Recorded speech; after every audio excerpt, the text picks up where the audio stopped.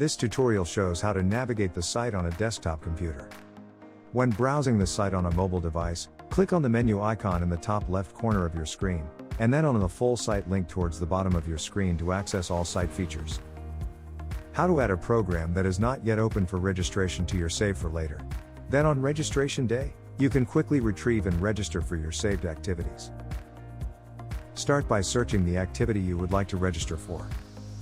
Once you have found the activity you would like to save, click on the Save for Later heart icon in the bottom right corner of the activity box. The pop-up indicates that the activity has been added to your Save for Later wish list. To immediately remove the activity from your Save for Later folder, simply click on the heart icon again, and the Yes button to confirm removal.